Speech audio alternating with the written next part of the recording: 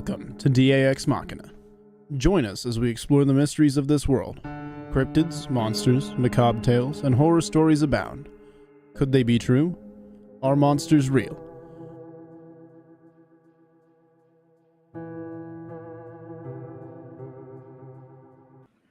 Good evening, folks, and thank you for joining us on another edition of DAX Machina. Sorry we were a couple of minutes late, popping up on the screen. I was not paying attention to the time and got to talking to Robbie and Wes and just missed it by a couple of minutes. So my apologies for that, folks. That was completely my fault. I should have been paying closer attention. Thank you guys for joining us tonight, and I want to say a big thank you to everybody that's in the audience tonight. We would not be where we are if it weren't for the members of the DAX Machina Nation. You guys are a family to us, and we are so appreciate each and every one of you guys. Thank you guys for helping make this channel what it is. Joining me tonight is Robbie Rip Rains, my brother from South Crackalacky. Glad you're here tonight, brother. How you doing? I'm doing good, brother. Glad you're here, brother. And this is my friend Wes. Wes and I met each other back when we were deputies with a certain law enforcement agency here in the city, and he's been a good friend of mine. He was originally Wes, I'll just let you introduce yourself and tell us about your background. Be a lot easier than me trying to explain it and getting something wrong. So just go ahead and introduce yourself and let us know. Hello, my name is Wes. I met Doug Roberts when I was a deputy years ago. I was a corrections officer that he was too, for our assignment in the jail division. We was on opposite shifts, and so basically we was handing off of the control of the pods to each other every now and then. My background, I grew up in Japan, spending 10 years of my life on a small island of Okinawa, and on a small Air Force base called Nakita Air Base. For all my life, I've pretty much hopped around the world, mainly the Pacific and the U.S. I've pretty much, when it comes down to paranormal stuff, it's pretty much second nature. I'm already used to it, not only because of the aspect of me being Native American in Navajo or Dene, but also being mixed into the culture of Japan. And I've had my own run-ins with ghosts and entities. He's certain Bigfoot and dogman, and haven't had any run-ins. And skinwalkers.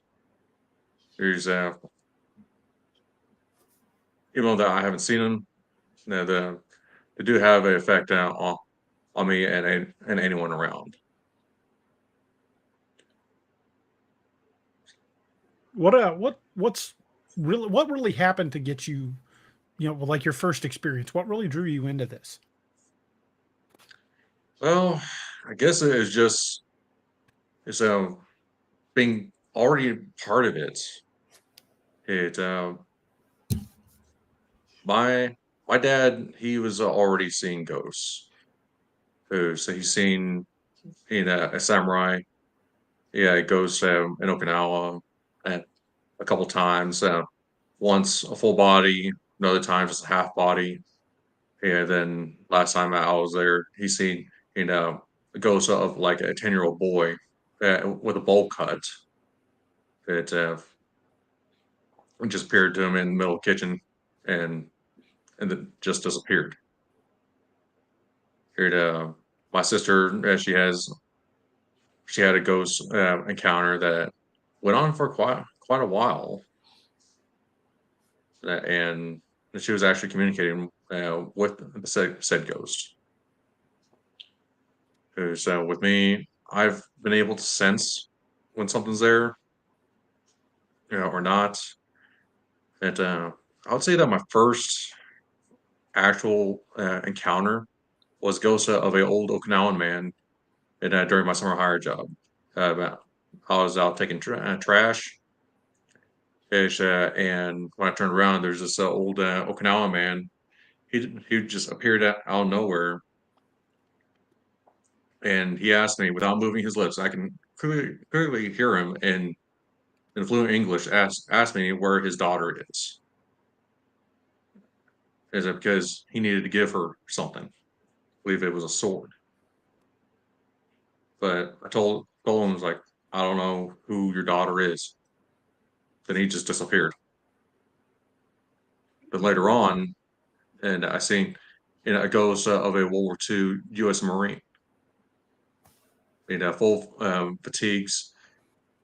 He stood up from behind a cubicle that I know that there's no one else in the room but me. During my summer hire job, and opened up the door, walked out, and when I went after him, just gone.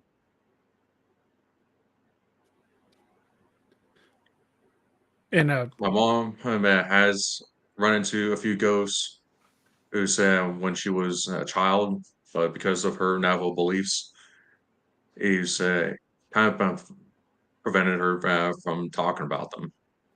One of those encounters basically froze her in place.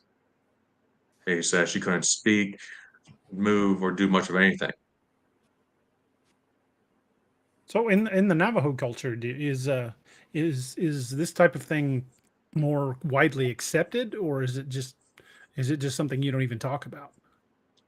It's not really talked about.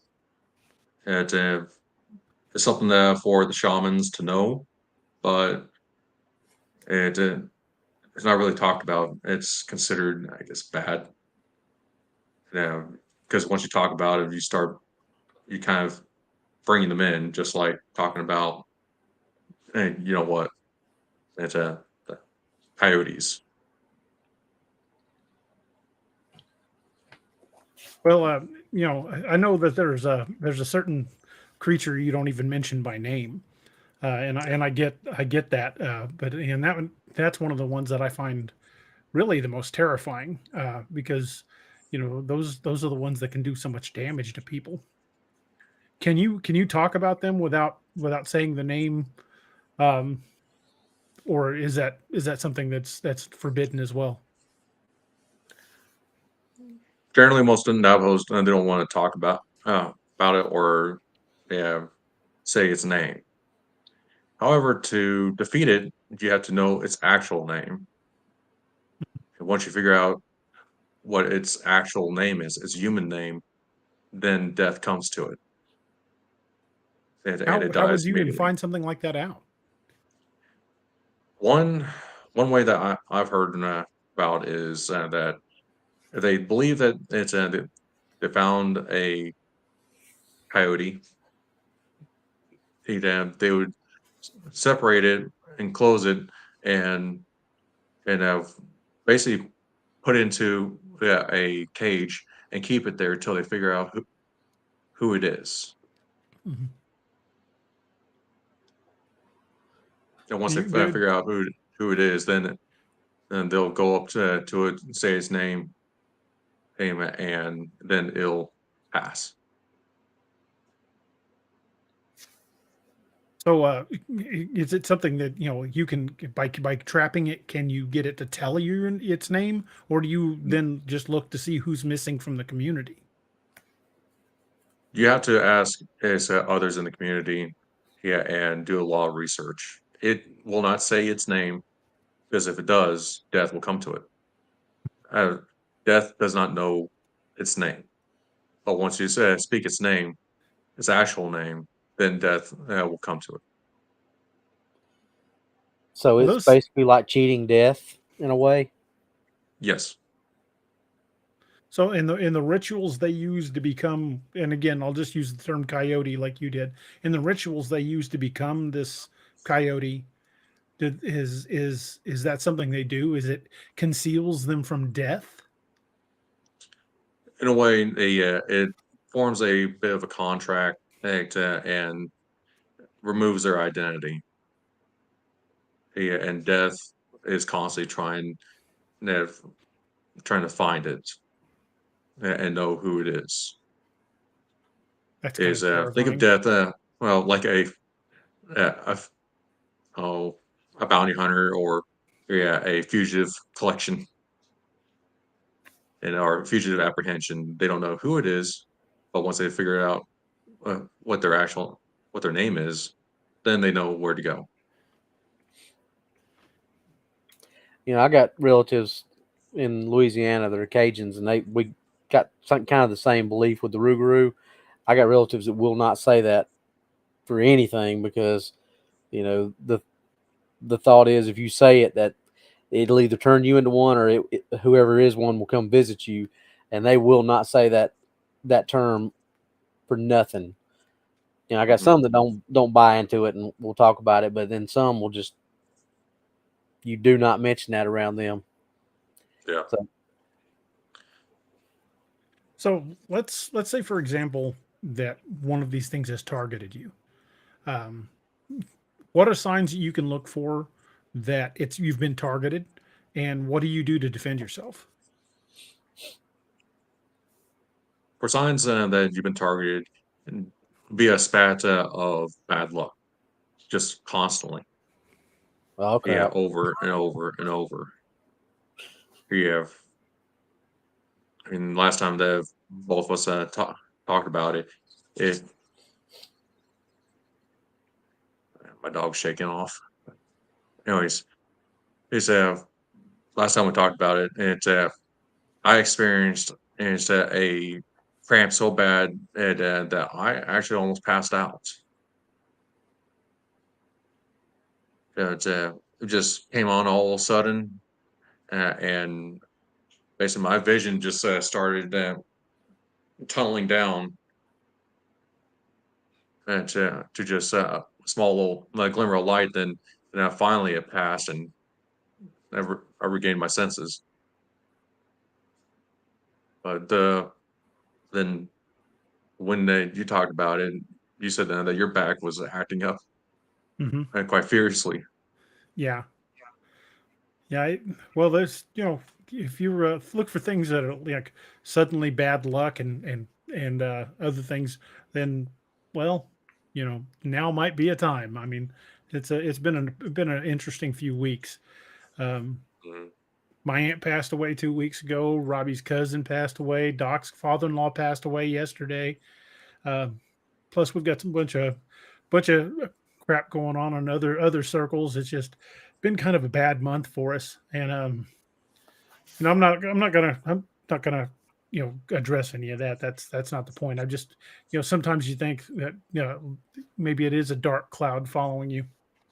Yeah, but to protect yourself from the coyote, some will use corn pollen. Others will do blessings. You said to try and combat it, and to even blessing a house, blessing a person, drinking herbal teas. Mhm. He's using a bitter root powder. Just to put a little dab out on her tongue. There's various ways to try and kind of break the connection, uh, and scare off the coyote.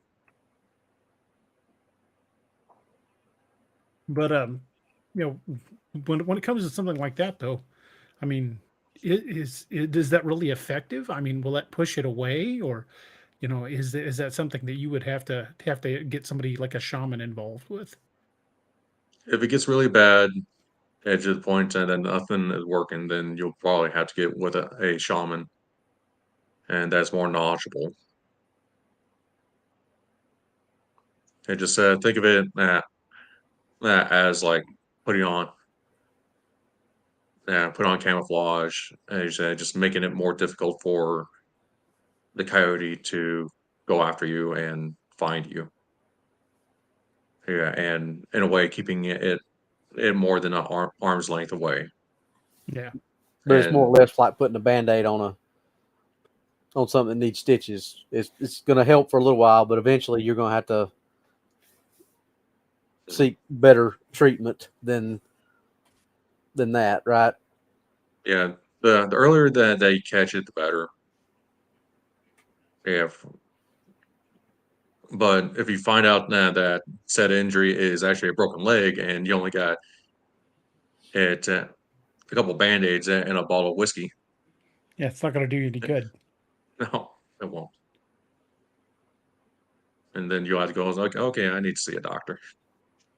Yeah, I definitely want to seek a professional. Um, well, what other things that along those lines, not necessarily the coyote itself, but there are other dark entities like that that we should be aware of? The main one that I know of is the coyote. There's probably more with the Navajo beliefs. He said that I haven't and had much knowledge in. And I know my mother talked about the yei or spirits. And to just be careful. And my own experience with some entities and spirits, there are some that they're malevolent, some are beneficial, then there's some that they do whatever they want, and you never know what you actually got till they do something. But either way, you just got to approach them with a bit of caution. Yeah. Well, you saw the images we captured out at that old cemetery, the McElhaney Cemetery. What do you hmm think that was? it's obviously human. It's for all I know, it might be the namesake of the cemetery. It did appear Yeah, right over there by the McElhaney gravestones. yeah. It was I mean, that's literally right his. next to those. Yeah, that's him, his wife, and the daughter. Mhm. Yeah, that's all buried together.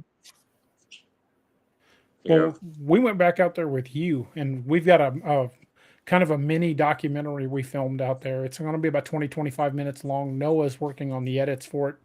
He's been working on it the last couple of weeks. But Wes went back out to that cemetery with us. And can you tell us a little bit about your impressions, kind of what you felt? When we got there, obviously whatever entity and that was there knew that we was coming, and it made its presence known by, I was feeling some pressure on my temples. I was like, hey, yeah, I know you're here, and we just kept on pressing. We had some of the electronics act up out there a little bit too. We couldn't get anything on the EMF meter. We weren't able to pick up any spikes in EMF, but the meter itself kept turning itself off and on, and one of the camera batteries went dead.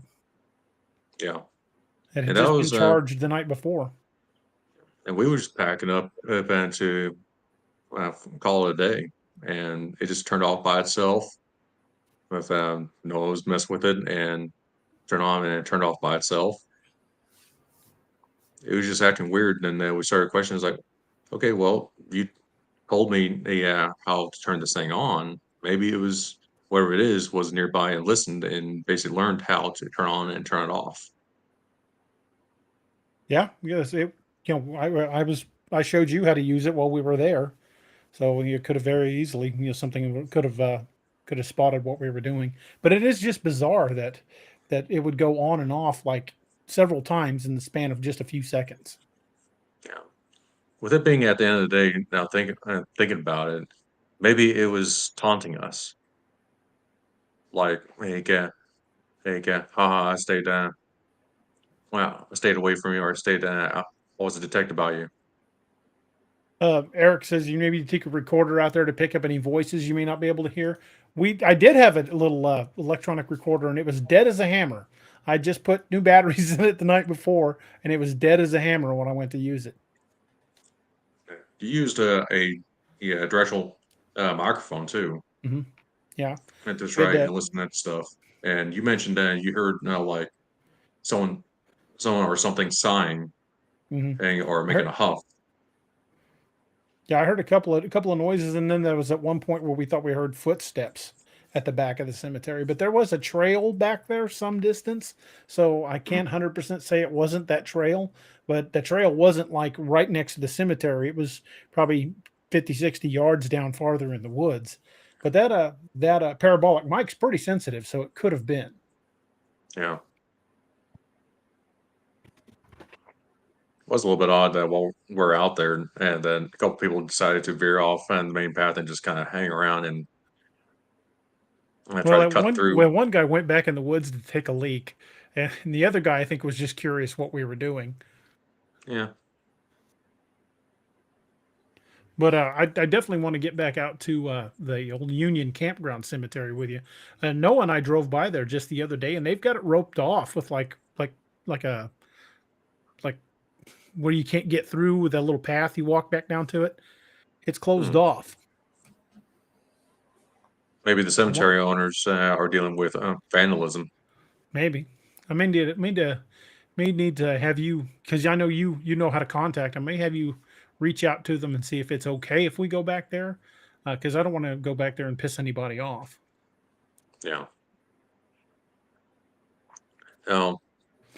Not too far from the McElhaney Cemetery. Yeah, that one building that we thought was a church, but was actually an old The school. old school.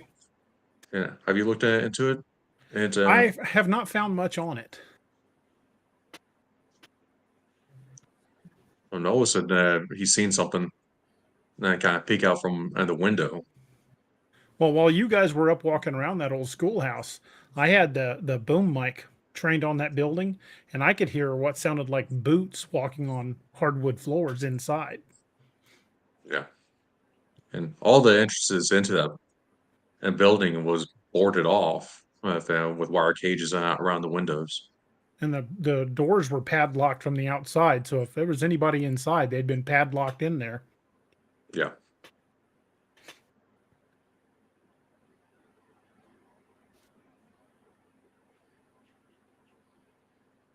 Seth Dawson says, if these spirits feed off of fear, could it be that since we put off a DC charge in our body, that it works similar to a battery drain? Yeah, that's entirely possible. I know a lot of researchers, especially paranormal researchers, have reported that they've had batteries go dead, and that wasn't the first time we had batteries go dead at that cemetery. The time Noah and I went out there before, one of the camera batteries went dead, and again, I every time we go to film, I charge those the night before.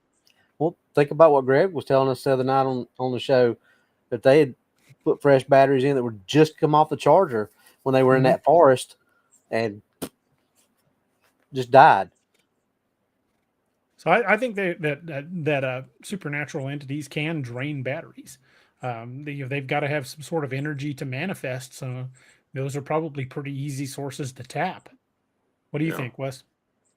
When it comes to energy, ghosts and entities, and energy is their food. It is also their currency. Amongst each other. If they find a place to get said energy, they'll hold on to it as best they can. They'll adapt themselves to various forms of energy, whether it be the artificial through electromagnetic fields that's coming off of batteries and electronics, or working off of our own body, our own soul energy. Yeah, which when they tap into that, we would feel very lightheaded, or quite drained, or they'll just go a natural route, such as is say waterfalls and streams. They can pull energy from that. It's springs, things, certain spots and forests where there's just high amounts of detectable EMF energy for no reason at all. Mhm. They'll adapt themselves to that energy. Well, that little cemetery we were at, McElhaney, that's just like 50 yards from the shore of Wilson's Creek, which runs right through the battlefield. One of the bloodiest battles in the Missouri history was fought just maybe a mile and a half, 2 miles down that creek. We was there. they must have been doing some sort of reenactment or demonstration of the cannons and Yeah, or as we were muskets. walking back there, we could hear cannon fire and musket fire. So there must have been some sort of demonstration going on over at the battlefield that day. And you said that it was a little bit coincidental or too coincidental. It was pretty wild that we happened to be out there filming that day, and they. I wish we could have got it on camera, but it was kind of distant. But we weren't even set up to film when we first heard it. Yeah. Um, my wife, she did see when I went out there, kind of done a quick look around the place before Mhm. we got together to check out. She did see what appeared to be a Union soldier, just walking away and right next to the cemetery. She first explained that thought she seen someone wearing like a light blue coveralls. Yeah, but the head was all black, but the color was extremely vibrant, and she said that it is like oversaturated. Mhm. And when I was looking through pictures of uniforms from the Civil War, what came up was like a reserve veteran corps, Mhm. people that have been injured in combat or retired out but got into reactivated. They would be given this very light blue uniform to wear. And I'm not sure if Mr. McElhaney was injured or in Battle of Wilson's Creek, Mhm. but if he was, then it's just more evidence towards him hanging around. Well, he would have been in his 20s when that battle went on. So I would say there's a really good chance he probably participated in the battle at Wilson's Creek. And given that the standards, the military doctrine at the time was still Napoleonic, you got line up 100 yards apart, 100, 200 yards apart from each other, and do a line fire Hmm. or a volley fire of sorts with mini balls that was already pretty accurate.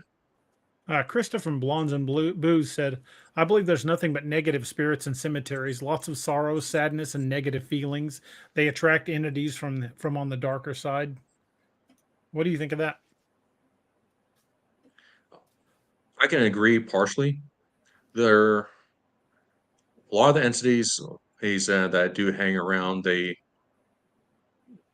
have their own, I guess, reasons. Usually, they don't want to leave because they're waiting for their loved one to join them, or they haven't accepted that they're dead.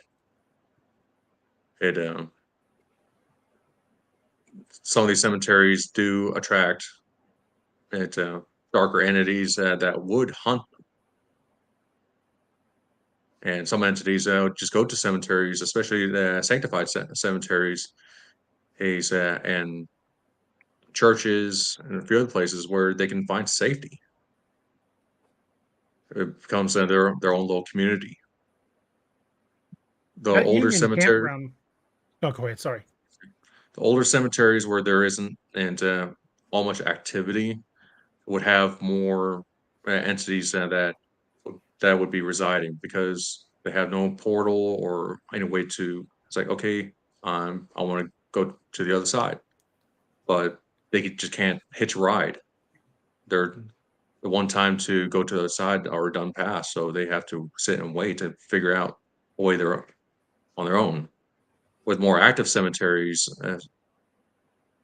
there such as like um, Greenlawn Greenlawn Cemetery, where it's a very active.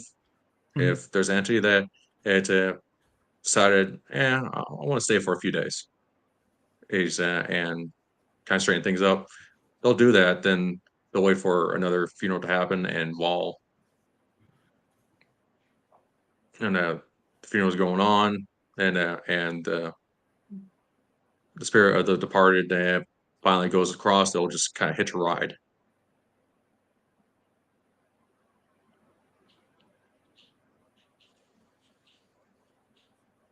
Now, when I went out to the Union Campground Cemetery, now that was a campground there as well as the cemetery. So a lot of those guys probably did die at that campground because they brought wounded from the battle there. But most of those graves are unknown. The grave markers out there, unknown soldier, unknown soldier. The feeling I got, and again, I make no pretense of having any sort of like ability to sense anything. It's just the feeling I got when I was more like sadness, With any soldier, loneliness. that it just with any soldier, they want to be known. They want to be remembered. Mhm. Kind of concept of why they had dog tags, or the concept of dog tags came around,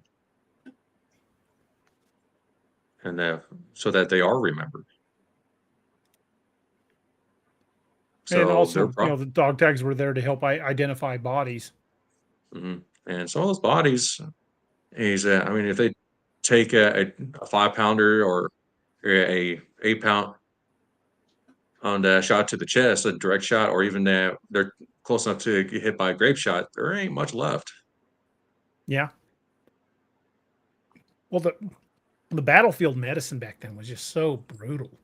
I Yeah, mean, at Gettysburg, supposedly they hauled like 8 wagon loads of severed limbs that they basically just held the guy down and sawed him off. they they would just give him a bottle of whiskey, yeah, mini ball to buy it on, and or a rag, and they just saw it away. Yeah. They didn't have much Hey, for anesthetic, and even once they had it sawed off, I mean, they didn't have modern surgery techniques. Basically, they would they'd seal off the arteries and stuff as best they could, but sometimes they burn them, and sometimes they sealed them with like pitch, but not the most sanitary of conditions. And a lot of those guys didn't even survive the surgery. They would die from fever after the surgery. So losing a another limb back then was horrible.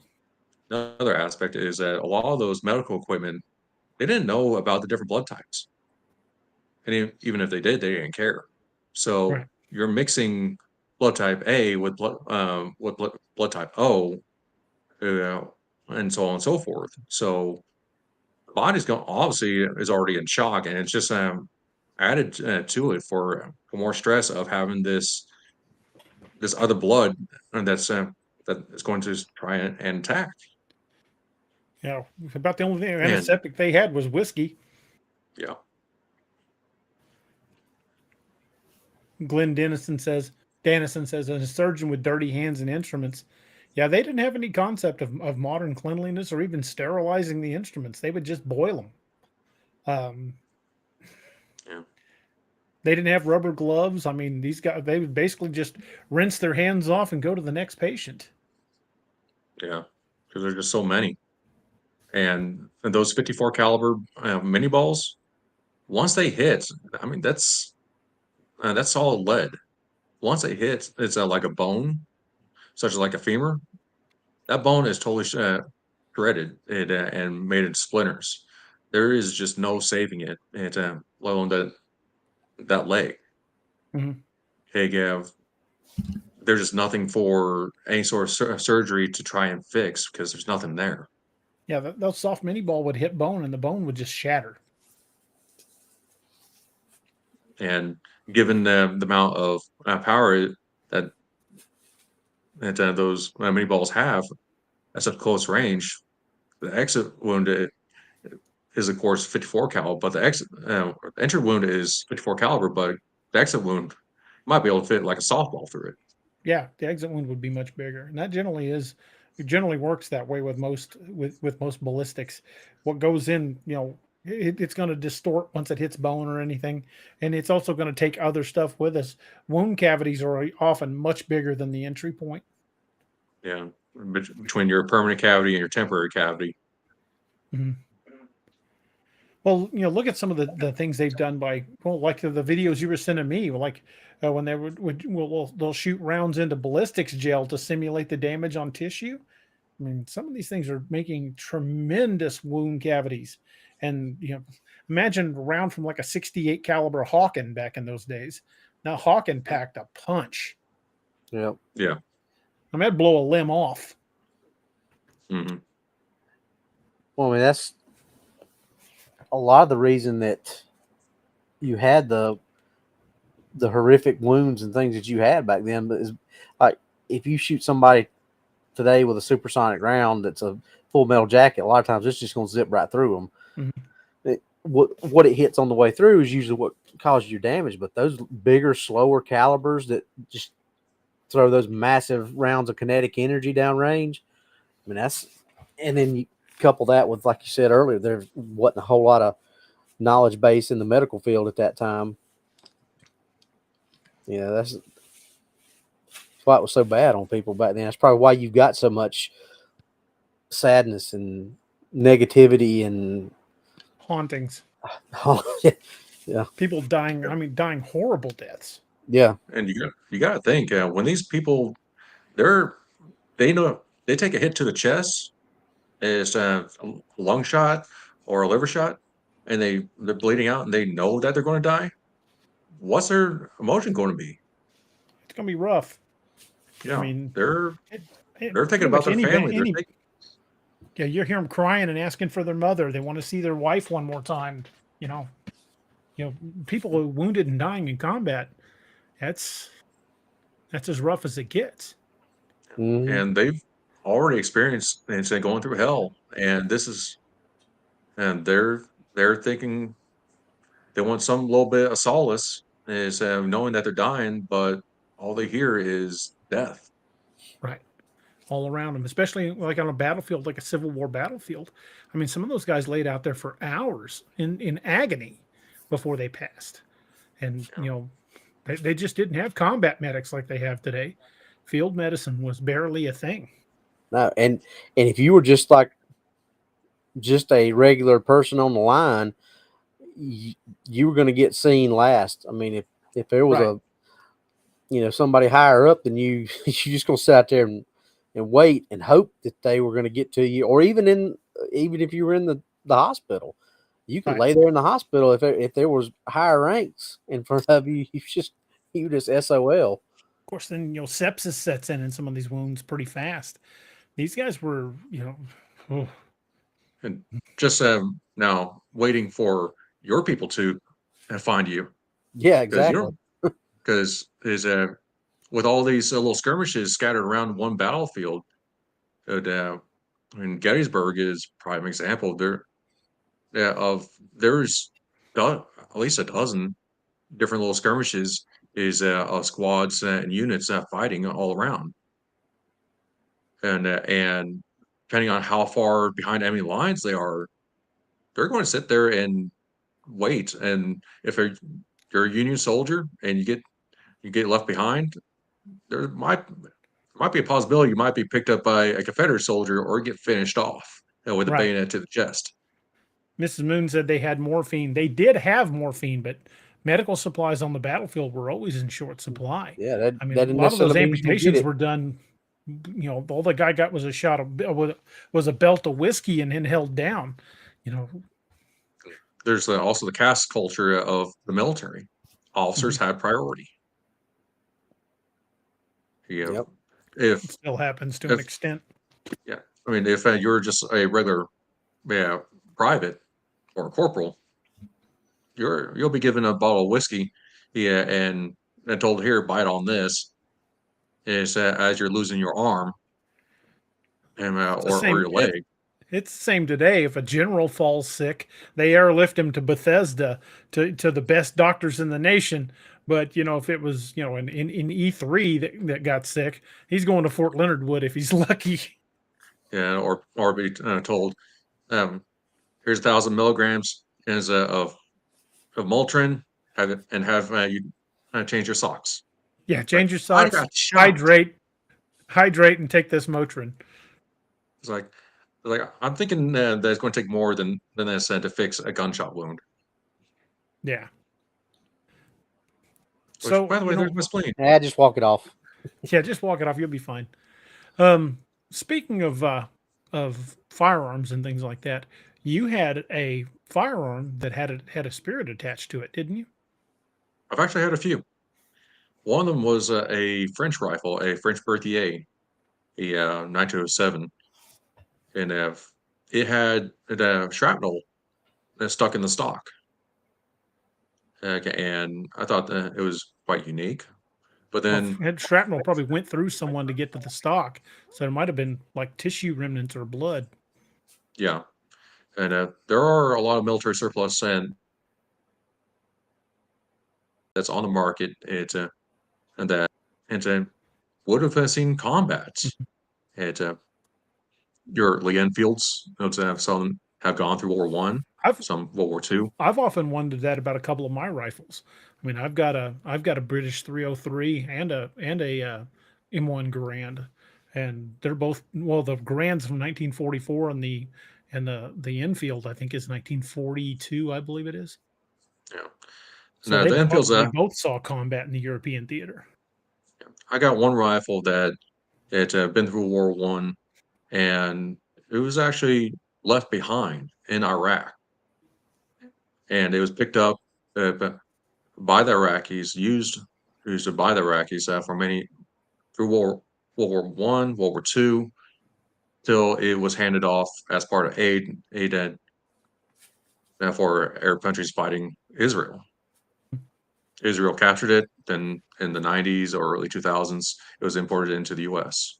So it's had a very long life.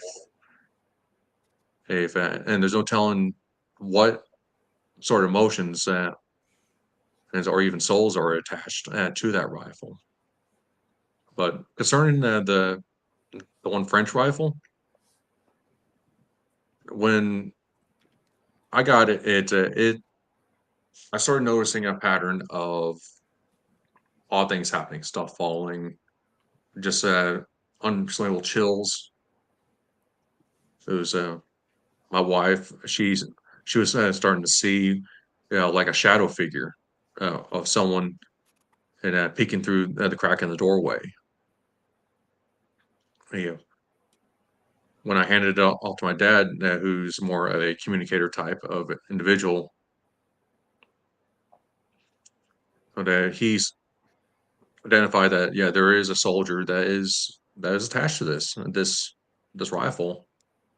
They have a grenade went off right next to it, and somehow, and that at the last gas, that soldier soul got attached to that rifle. How old was that rifle? Was it like Crimean War old, or? It was made in the manufacturer was I think Chateauroux. So I think it was dated 1914. So it probably was from World War One. Yes, it's and given that it's pretty much any French rifle was if it can shoot, it was being used on the field.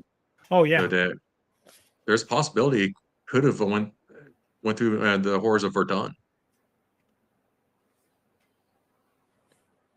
And Yeah, that was quite the anyone battle. that knows that history would know that Verdun is a battle where they have 1 million rounds were fired, and it was heard across the English Channel.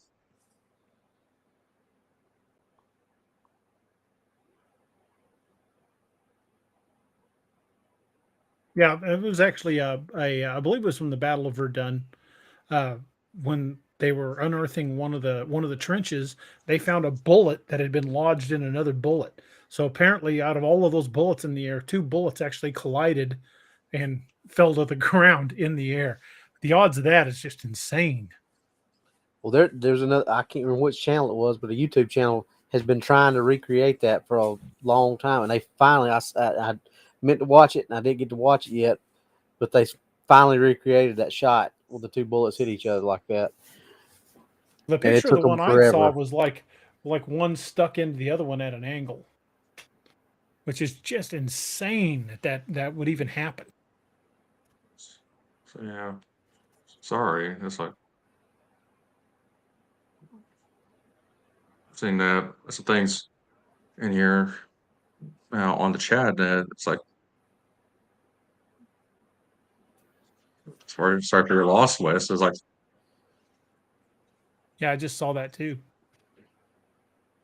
my dad. He's still very much alive. No, it's one of the Oh no, it was one of people the guys chats. in chat. Oh, okay. Wes Stump in chat mentioned that is, I believe he said his mother just passed yeah. away. Oh, And okay. Wes, we're Yeah, sorry for you, man. We're yeah. sorry for your loss. Didn't know that there was another West. Guess that Sorry could for be the my confusion, confusion. man.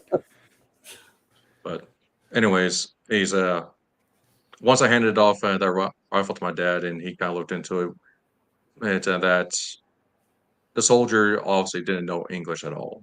But Mhm. the moment that I started playing a clip from the game Battlefield One, Mhm. called, and the trailer was for the French and campaign or the French sector. Mhm. Part of it is like it said it ils le pas, or they shall not pass, and the voices and lyrics in that trailer wasn't French. Once I played that while my dad was holding that rifle, he said that he felt like a electric jolt, and he about dropped the rifle. And so That's was very much that soldier, once it heard and recognized French, and particularly, I'd heard that battle cry before, probably. yeah, well, it got his attention, and wanted to make itself a little bit more known. So, how were you guys able to remove that from the rifle? What we done that is me, my mom, my dad, and we just blessed the rifle and just explained to him that the war is over, and for him to go to the other side and join his fellow brethren, brothers in arms, and is that How was he served his nation of France and to his fullest ability. gave his last full measure? Hmm. And he And made the French people proud. you said you've had more than one rifle that had something attached to it. Yes, What were the others? one was a Lee Enfield, and I couldn't really identify who it was, but it done a similar thing of being a dark, like a humanoid mass that would see at the corner of your eye, or just kind of peeking out from around the corner. Yeah, it took me a while to figure out which rifle it was, and once I took it to my dad, and he figured out a bit more about it, and who the soldier was, is there was a mention of like Operation Market Garden, Mhm. and during World War II, and also the person is British. But then, and after we identified it, everything just stopped, I guess, and just whoever was attached to it just wanted it to be known. Did you say Market Garden? Yeah, Operation Market Garden. Yeah, that was supposed to be like that. What they thought was the end, or would have been the starting of the end, and it ended up going south on them. So there's a lot of people got killed in that operation that probably shouldn't have been, because I don't know, using that intelligence word again. It's not really intelligent. Hmm. Well, back then, well, hell, even to an extent today, intelligence was hit or miss. Yeah, and it could and that intelligence could be old. Yep. Yeah, and you know, things on the battlefield can change in seconds, and sometimes the intelligence just doesn't keep up. Yeah. One of the Band of Brothers episodes was about that one, about Market Garden. That was the Replacements, I think. Mhm.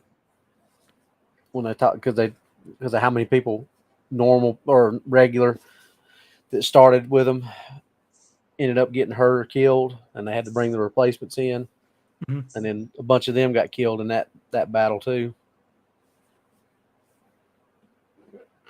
Sorry, I'm a Band of Brothers freak. I love Band of Brothers. Have you watched Eric the Pacific? Yeah, I watched the Pacific. It didn't. I liked it, but I watched it after I watched Band of Brothers, so it's kind of hard to meet that expectation. But it was still good. I really enjoyed that. My brother's is a major in the Marine Corps, so that, it being about the Marines, that helped it out a lot. But I just, if I'd have watched the Pacific first, I probably felt the same way about Band of Brothers. Well, I don't know. That's Band of Brothers is what it is. It's a masterpiece. But I did find Eric it funny says, in the scene where they had their 1903s. Is while the regular army has M1 Garands, well, the army shows up with brand new Garands, and they go after it and just snag the crates and just steal them while everyone else is just relaxing. yep. Well, that was part of that improvise, adapt, and overcome motto. Eric says, intelligence. We don't need no stinking intelligence. Eric, spoken like a true Marine, my friend. Yep.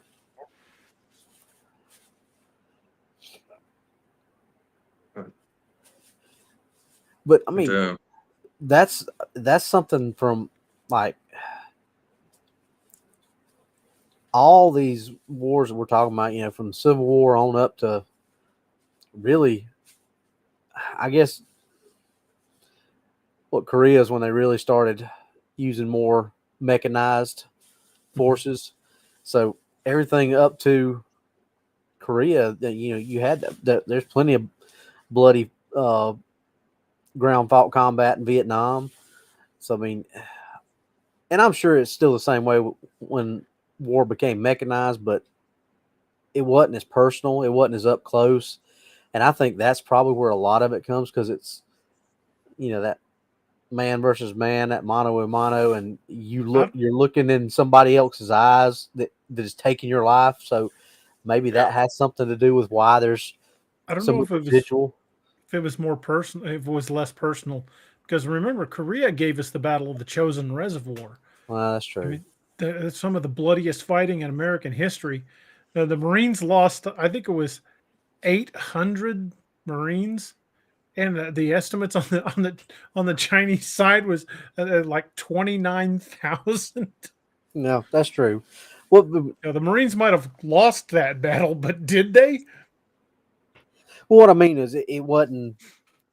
Think of the trench warfare in World War One. I mean, that was just like you were looking across the battlefield at the guy that you were going to try to kill and was going to try to kill you, instead of it being, a bomb or something like that. I mean, I know there's people got killed by mortars and mortar strikes in World War One, but it just seems like you don't hear that of a lot of these places being haunted, at least and I know this is out of my wheelhouse, so y'all correct me if I'm wrong about this, but it seems like the more haunted battlefields and places like that you hear are like Civil War, World War One, Two, things like that. You don't really start hearing about it as much, or keep hearing about it as much, the more modernized and mechanized as war becomes.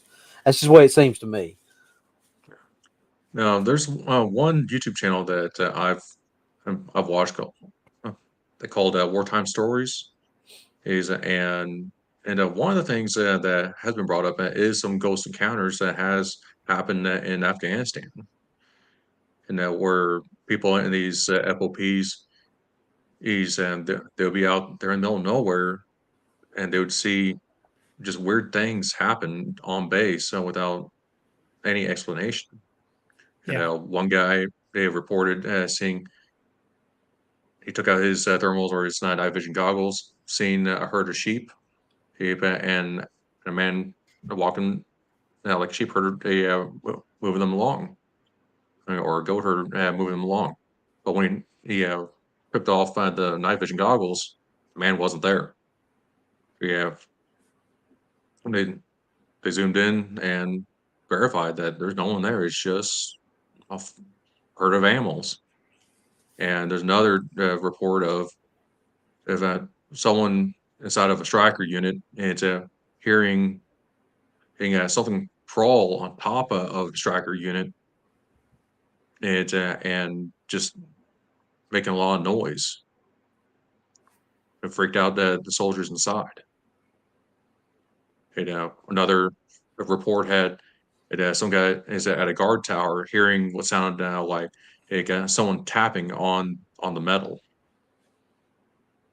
and it's only at a specific time, like 2 or 3 in the morning. It's so-called witching hour. Mhm. There's lots of haunted stories from battlefields. Hell, there's ghost sightings from right out here at Wilson's Creek. In the Civil War, the Battle of Chickamauga, they talk about old Green Eyes, and that was reported by both sides, Union and Confederate, of something with glowing green eyes that was seen on the battlefield. And in some accounts, they thought it was a ghost, and in other accounts they described it as something large and hairy that was dragging bodies off the field.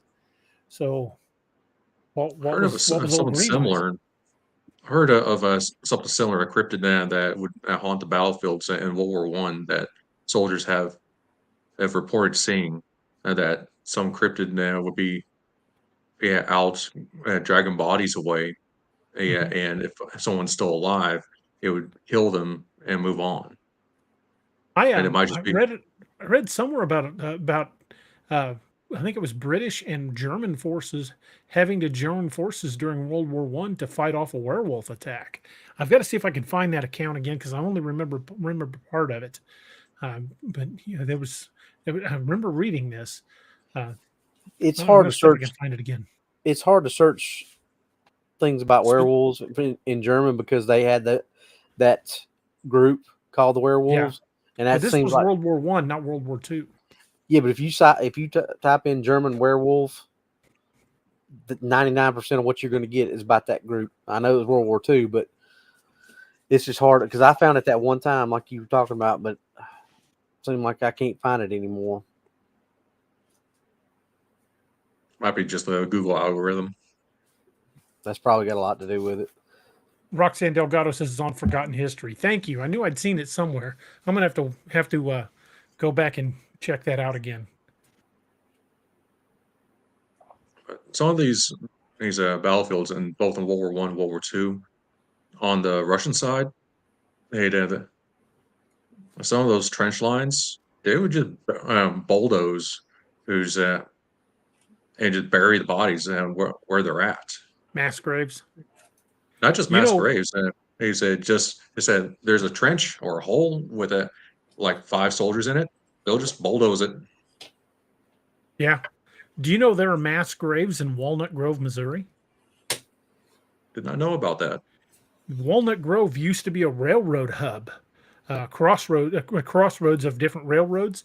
And when the cholera epidemic hit Missouri in the 1800s, there were people dying by the hundreds in St. Louis and Kansas City and all over the state, and they couldn't find enough room to bury them all. So they would load train cars with dead from the cholera outbreak and take them to Walnut Grove, and they had these massive pits dug, and they would just throw all these bodies in the pit and just bury them all over.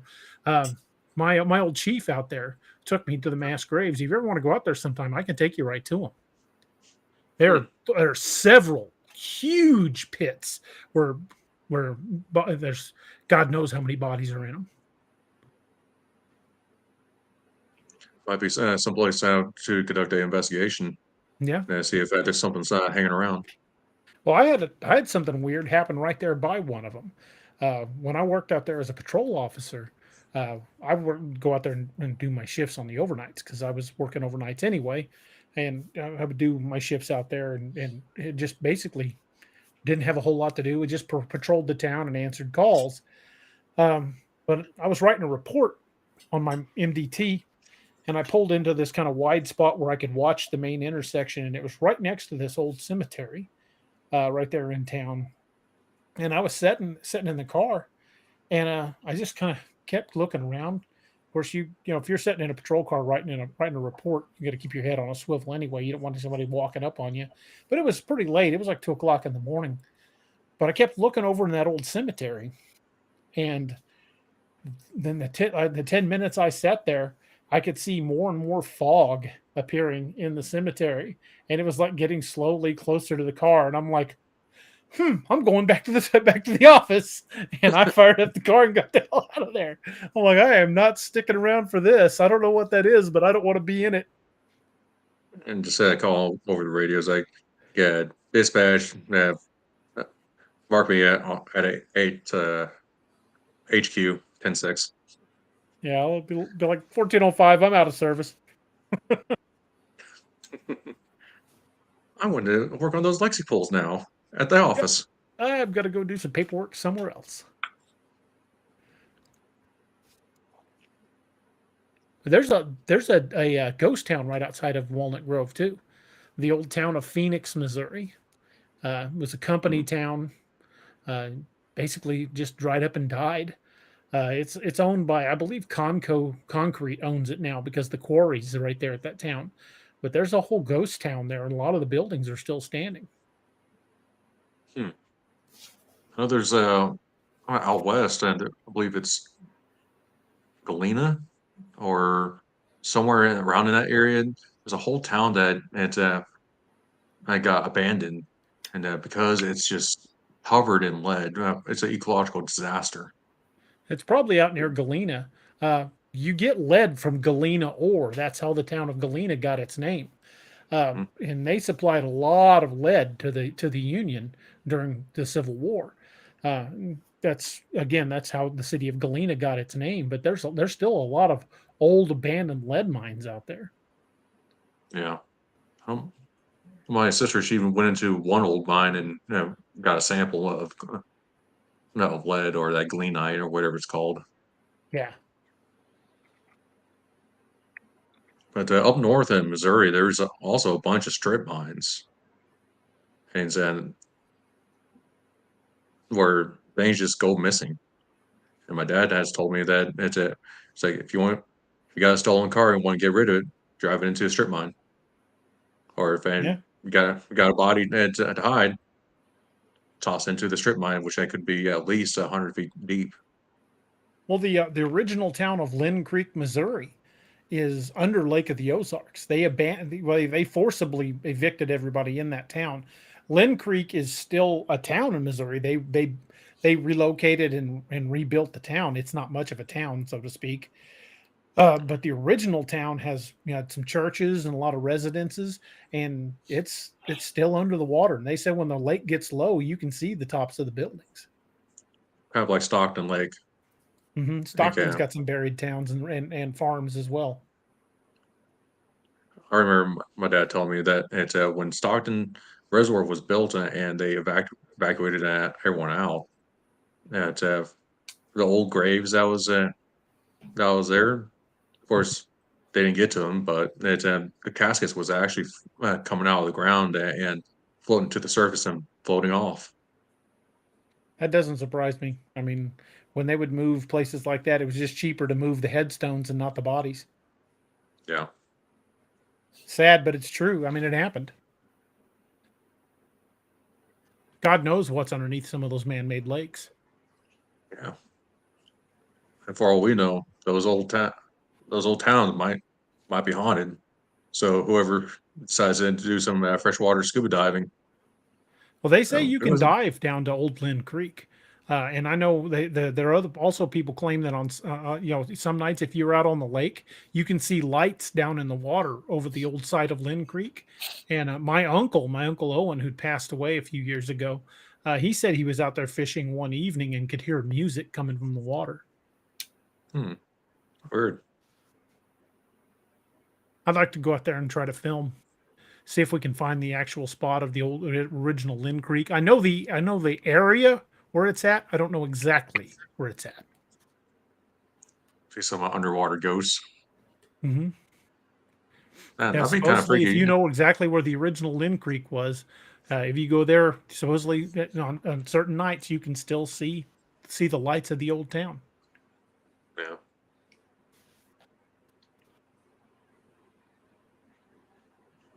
So I could not get that video to load. That video you sent me the link to, it said it's a private video. Um, but we could talk about it. I mean, I can't show it obviously because Yeah. I couldn't bring the video up, but we could sure talk about it.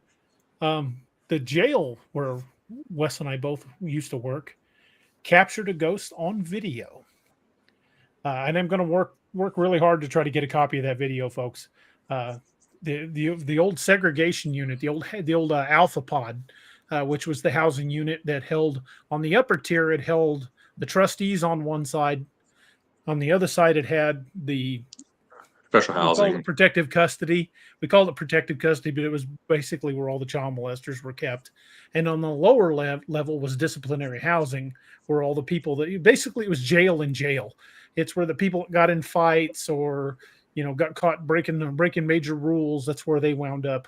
That was the administrative detention segregation unit, ADSEG, and that was on the lower floor. And then in the middle of it was the old house, the alpha control bubble. Worked that many times. That where the control panel was, and all the doors could be ran from that bubble. And then you had at least 2 officers in any given time on the floor out there. Well, apparently the camera that was facing the stairs on the trustee side, you can plainly see something come out of the door, come down the stairs, and then just kind of disappear at the bottom of the stairs. And you can see it. I mean, I've watched the video probably a dozen times, but now it's marked private and I can't view it. But I'm going to try to get a copy of that video. Wes, you're the one that brought it to my attention. Yeah, that video. First, it came up about when a night shift officer was just logged in and it was kind of seeing what was going on and at the old jail. So I'm just reviewing videos, and then as reviewing videos, this little opaque, I guess, orb thing just winks on uh, right at the trustee side of the stairs. It goes down and stops midway, turns around, goes up a little bit, and then that keeps going up over through the door, and it kind of phases through like either the door or the window, and then it goes up the walkway.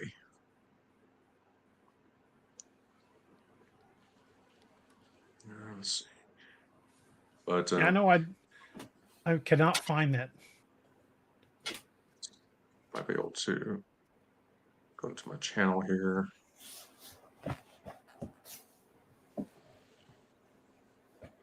Yeah, I was hoping I could find a link to that video, but it's marked as private, and I can't get into it. Let's see. Videos.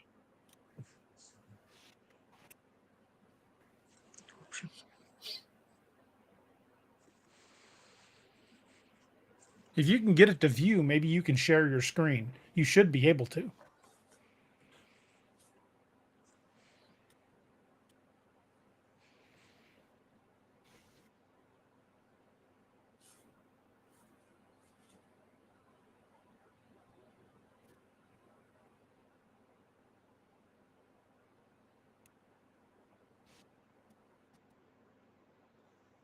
Hopefully we can get it. And that's just one of many ghost stories coming out of that jail. I know some of the old timers would tell stories about the guy that killed himself up on the 5th floor. He actually jumped off the 5th floor stair tier and landed on the landing next to the 4th floor, like dove between the railing, and his head busted open, and pretty much everything inside poured out all over the stairs. And I've heard many stories about people, hearing that jump over and over again. But I know one night I was working on the 4th floor and could hear someone walking up and down the stairs right outside that door. And I keyed that door open and went out there several times and never found anybody on those stairs.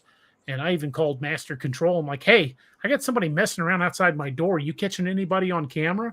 And they're like, nope, there's nobody out there. On T4. I've heard like someone get into a fight when and I both me and the officer that I was with we checked all the windows and looked in and checked on everyone and there was nothing. On So we T4, I also had cell 416 was empty one night and it kept ringing out. Mhm. And Forrester was up there for that. He saw that happen. He's like, "Is there anybody in 416?" I'm like, "No, there's nobody in there. It keeps ringing out." He's like, "Well, that's not weird or nothing." Let's see.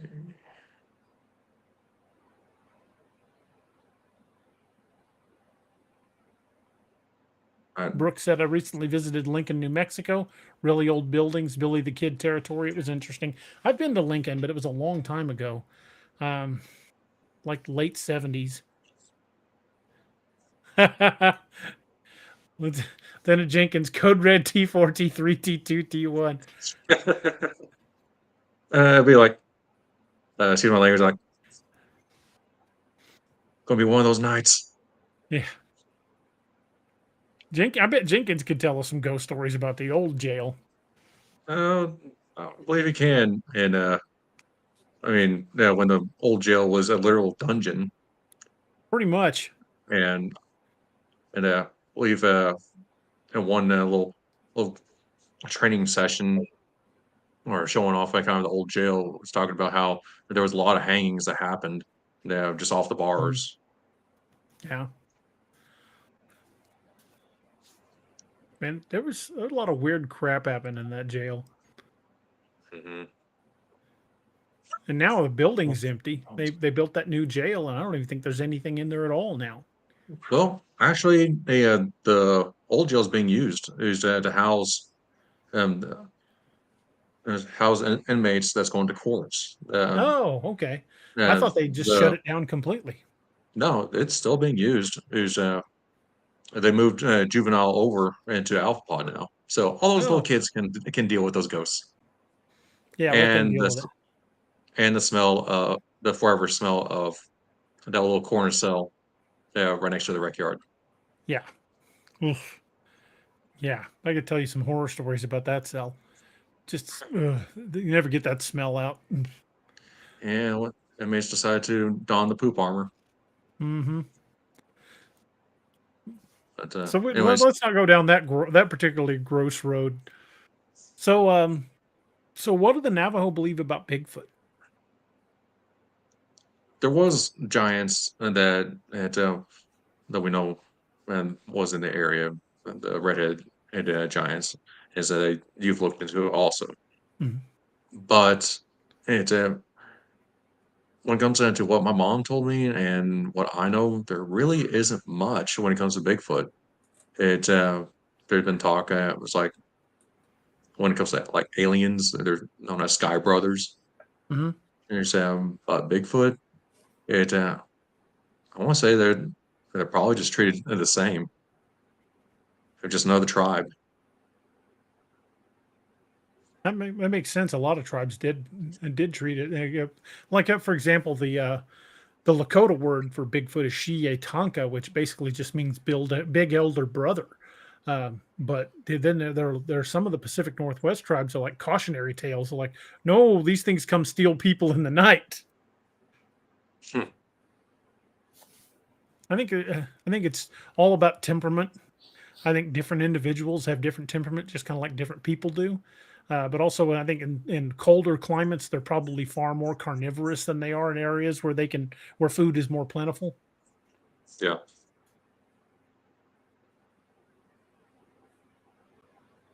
Anyways, I just don't mind the dogs.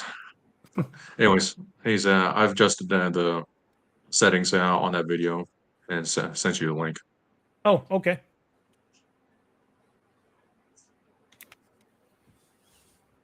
See if it works. Oh yeah. Okay, it's playing. Let me stop that. I will let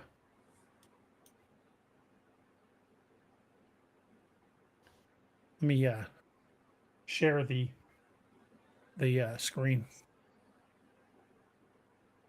Oh, cancel. Wrong thing. Okay, give me just a second, folks.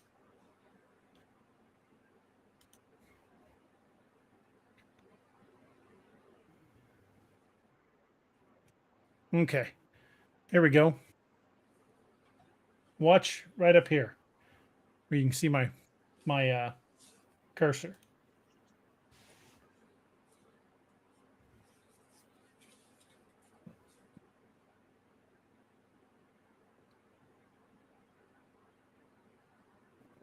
You guys see it?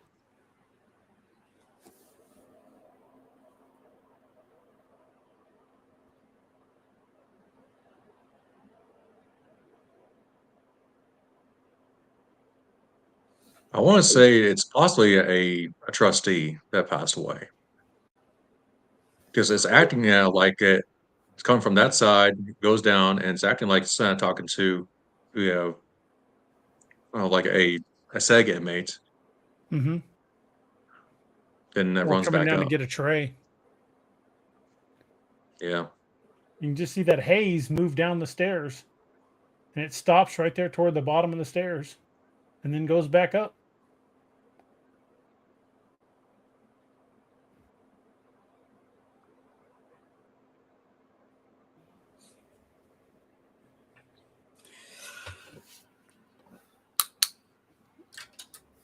Do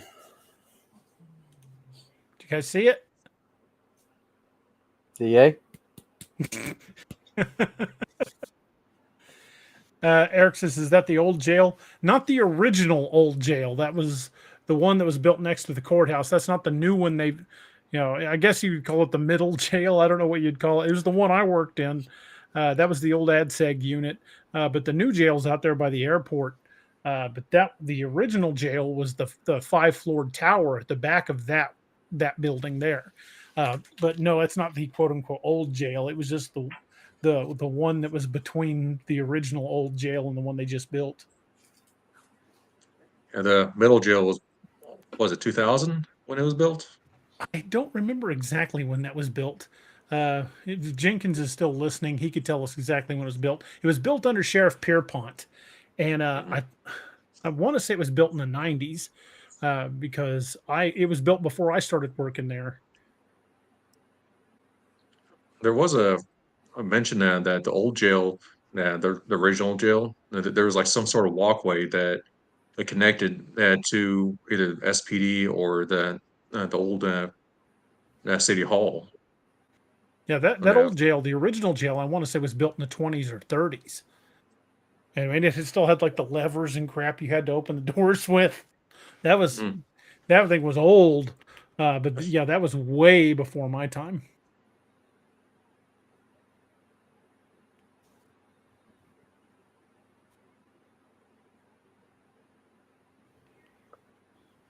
Yeah, Jenkins says, yeah, it was built in 2000. He started when the jail was built in the 30s. So when Lieutenant Jenkins started there, the only jail was the original old jail that was built in the 30s. And he said they built that one in 2000. And it was still, I guess, a pretty new building when I started there. I started there in 07, working in the jail. Eric says the one in your Ragnarok books. Yep, that's the one that was I used in my Ragnarok books. Yeah, that building for having been built in 07 has already got its own really bizarre history. There's plans to turn it into courthouses. Wonder if they'll ever do that. And it's in the process. That's funny. LT says we had a memo to quit telling the new guys about the ghosts. Yeah, Started freaking people out. I loved hearing the stories about the old jail, man. I could have sat by the hour and listened to Jenkins and Dave Mann tell stories about the old jail. Those were just the absolute best.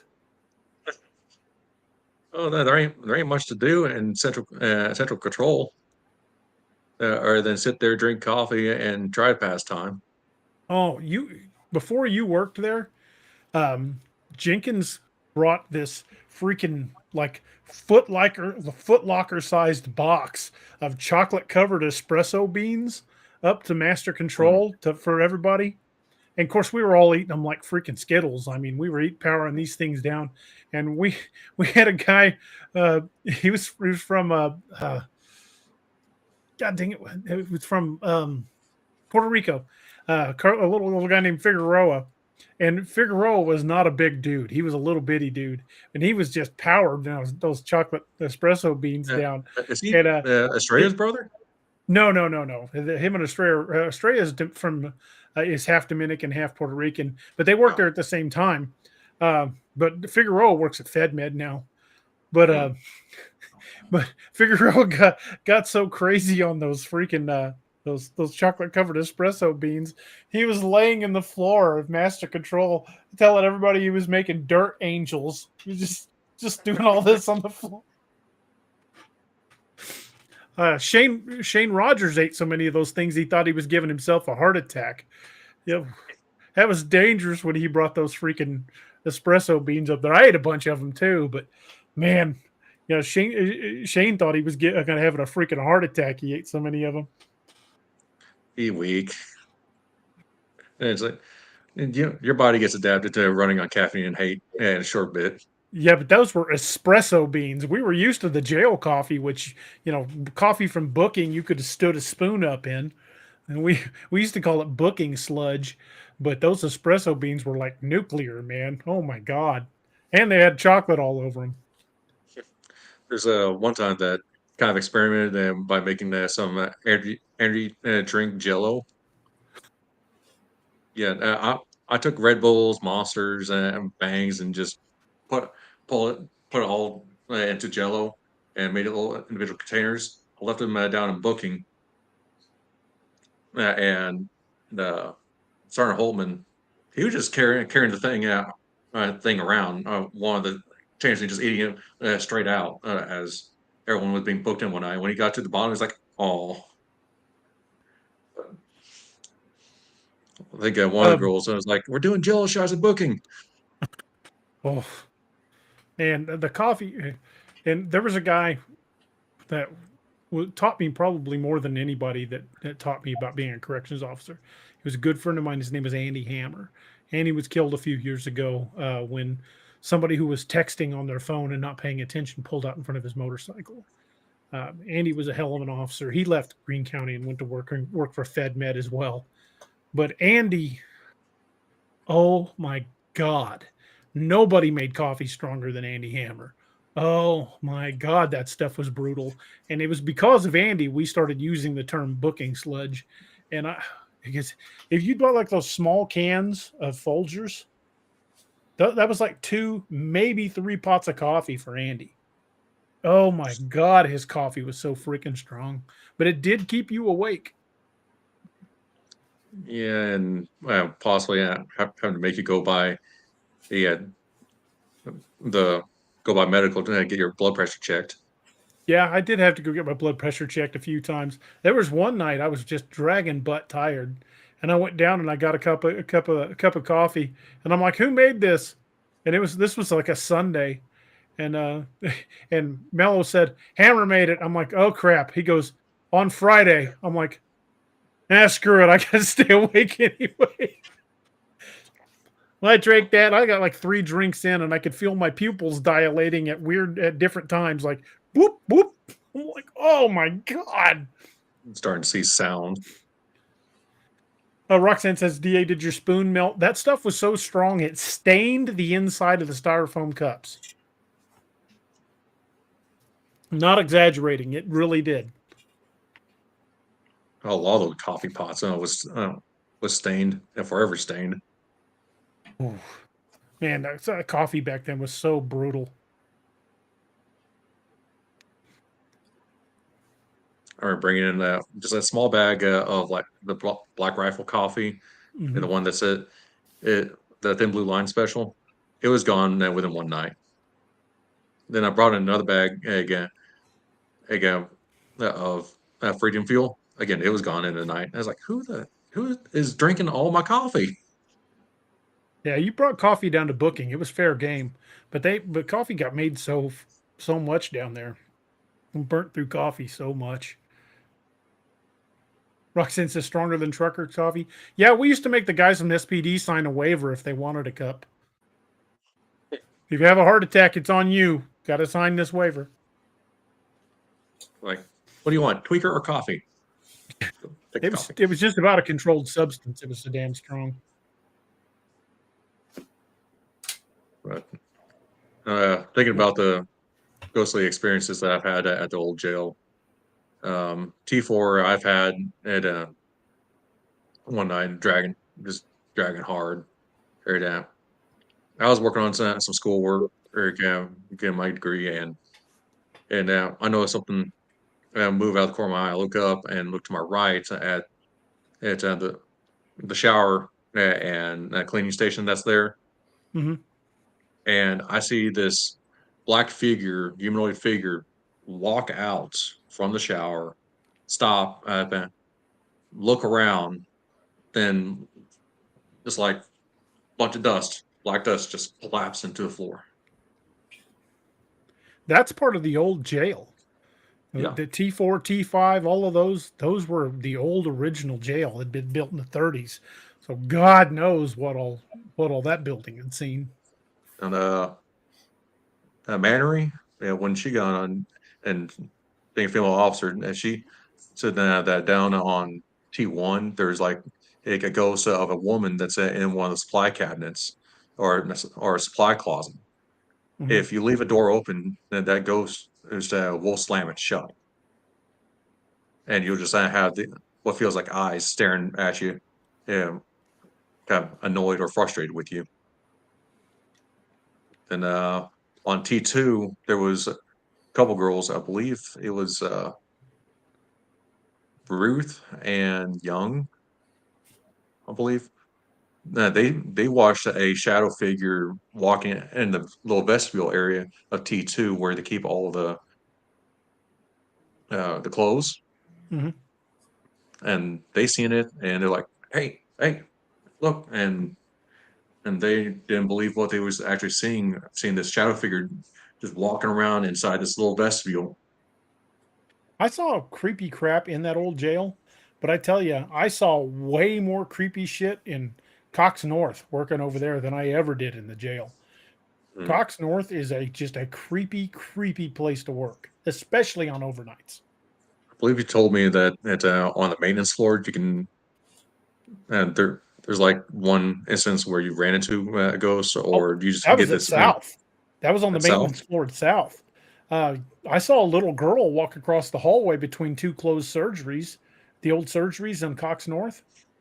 I saw a little, walk from one surgery room to the other, went back down there, and both the doors were padlocked on the outside. Hmm. That building it's old as hell. I mean, it was one of the original hospitals in Springfield. It's changed names several times, but that building is old, and the oldest part of that hospital's got some really, really weird crap attached to it. Well, in the surgery area, walking back to imaging, Mm-hmm. that they got pictures of graduates of the radiology from the 70s. Yeah, and that building has been around long before then. That used to be I can't remember the name of that hospital before Cox bought it. It was like Burris Hospital or something like that.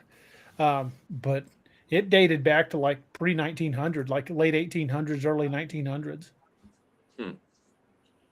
Kind of wonder if Mercy Hospital has, formerly St. John's, that has anything hanging around it or inside. That building itself was built in the 60s.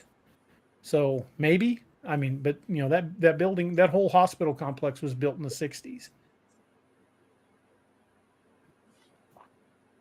Well, of course they built new buildings since then that are part of the complex, but the original part of the hospital, I was just looking at pictures from the other day from the 60s, and back before any of that was even developed, it was just in a field right next to where Sunshine and National are.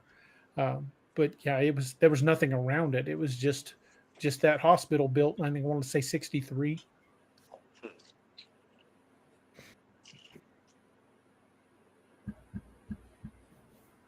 And the Cox South was built in the 80s, I believe.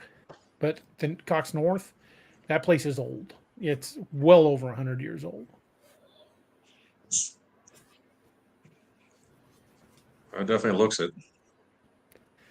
You go down to the old morgue down on the ground floor levels, down in the basement levels of North, where the old morgue is at, and that place will give you the heebie-jeebies.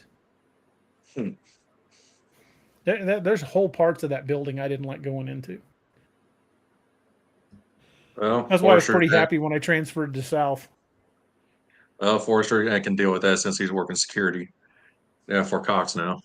Yeah, I warned him. Yeah, he works at South. He works at North. I warned him. I'm like, dude, you work over there on overnights. That building's creepy as hell. But he spends most of his time outside.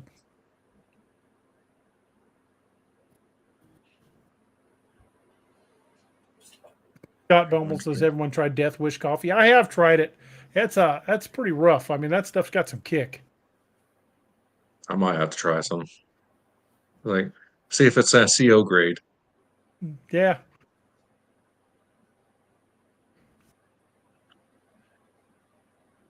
As of right now, I'm just enjoying my rum and coke. There you go. Ooh, boys. I didn't realize it was already an hour and a half in. Yep.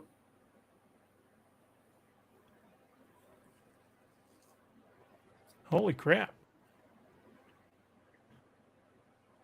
Well, maybe we could do a little bit about the affiliates real quick and then maybe go back to some more scary stuff. How about we have a word? Wes, if you need to stretch your legs or get a refill, we're going to take 4 or 5 minutes and talk about our affiliates, and then we'll start back up. All right. Gets more And eyes get a on word this. from Little Doc himself. Hey everybody, this is Kerry Pocket Doc Davis from Dark Angel Medical, and you are listening to DA Ex Machina with DA Roberts. You may recognize me or some of my products from Dark Angel Medical in some of the Apex Predator, Lakeview Man, and Wild Hunt books, and you can get those products at www.darkangelmedical.com, along with training classes on how to use those products and save a life. Shoot us an email at info@darkangelmedical.com and be the difference. And folks, don't forget, if you purchase anything at darkangelmedical.com, to use the discount code cryptid25 for 25% off your entire order. Robbie, you want to tell us a little bit about Scallywag Tactical? Sure thing. Can you hear me? Did I lose? Yeah, hear you just Okay. fine. Didn't see the yellow ring. Got a little worried. Scallywag Tactical is another one of our affiliates. You familiar with the books? Most of the knives that Scallywag's got that are prevalent: Gunner's Mate, Bounty, Privateer, Jolly Roger, Boarding Axe. Most all those are featured in DA's books, and they're featured for a reason. DA believes in them. I believe in them. Doc believes in them. We've all got them. Steve's got them. Even Wes got one. He was telling us a story before the show started. Yeah, I'm going to let him give us his So, testimony.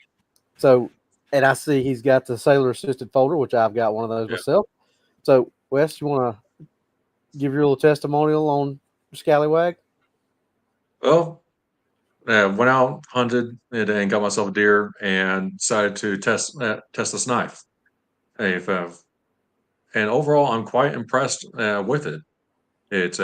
I managed to break down a whole deer with this one knife.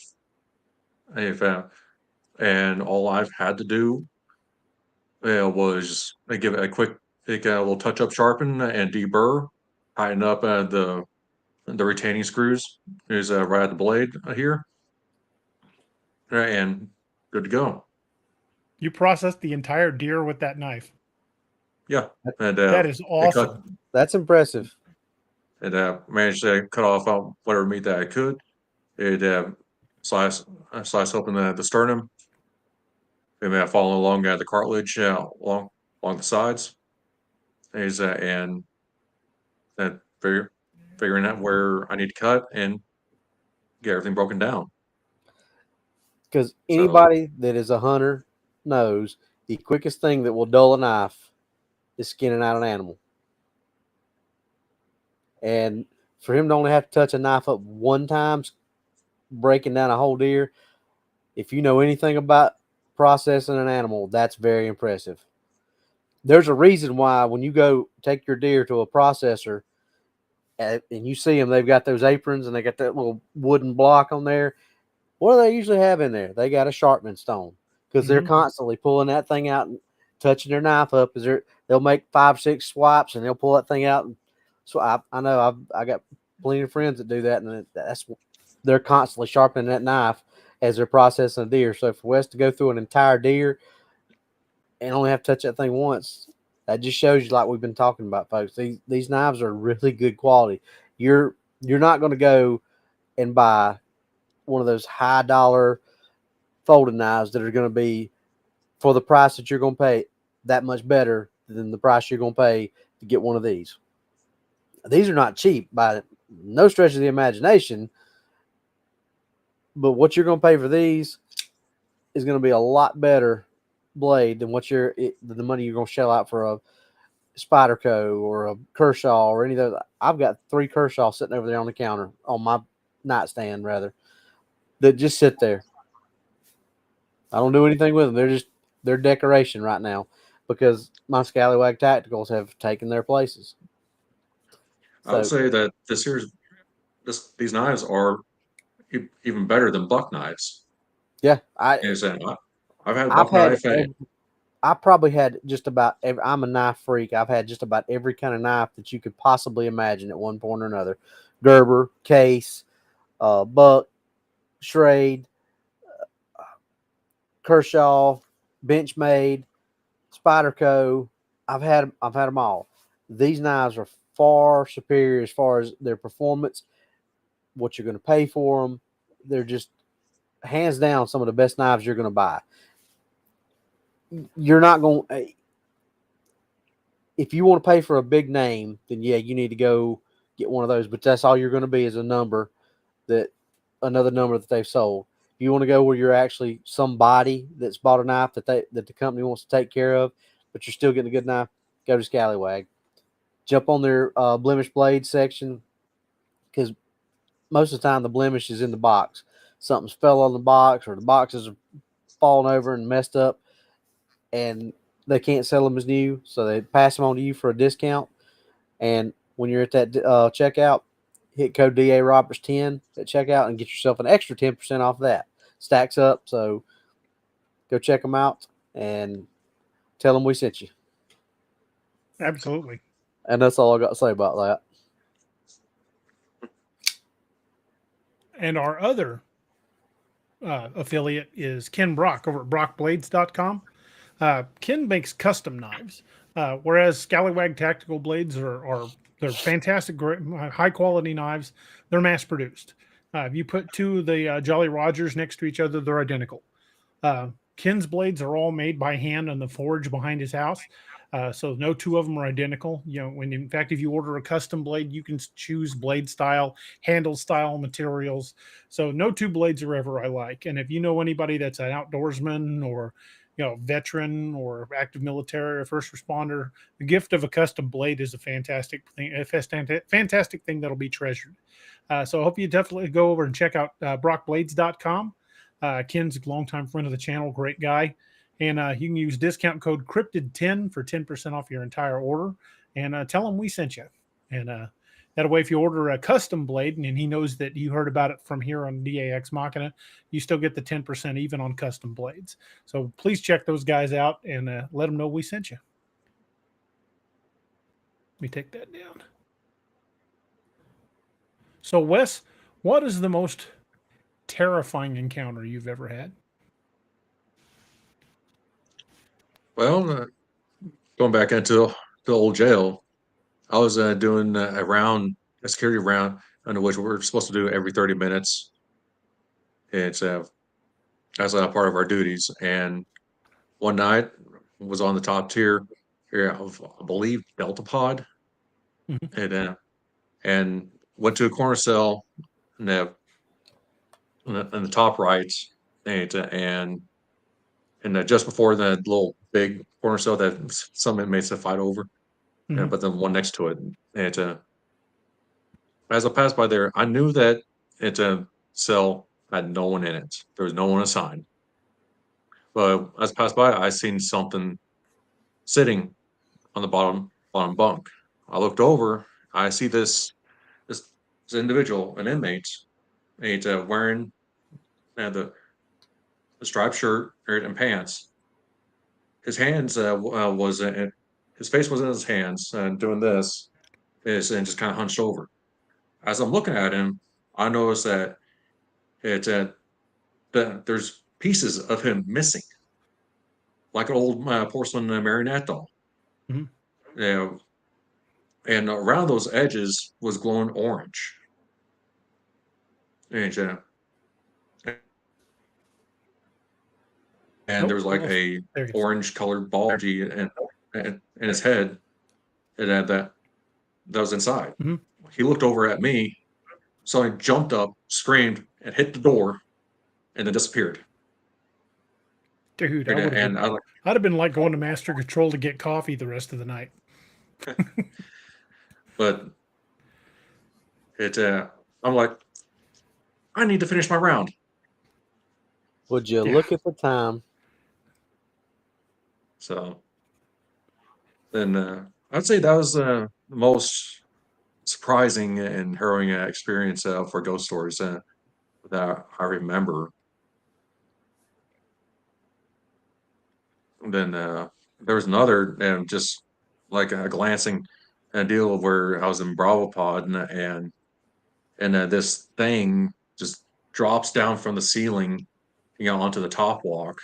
It had like a humanoid upper half, but a serpent lower half. It pulled itself up onto the rails. It looked around in the pod, then turned around, looked at it, the cell behind it, and then it just darted into the cell, phasing through it. Dude. Then a few minutes later, some guy he, he crossed the way in a trolley pod. There was a fight and popped off, and then that caused because the guy went crazy for some reason and started attacking. Wow. And I was like, "What was that? A demon that I just seen?" And like, this is weird. There's certainly bizarre crap that have gone on in that building. Excuse me. But is that, I mean, I didn't necessarily mean inside the jail, but I mean, like what's the most frightening thing you've ever encountered anywhere? Trying. Well, aside from me being little and going through a corn maze, getting freaked out over some guy with a chainsaw. I don't know, Texas Chainsaw Massacre kind of deal, but whatever. For cryptid stuff, I've really can't think of much that I could say was scary. I'm more or less is when it comes to ghosts and cryptids is like, oh, okay, that just happened.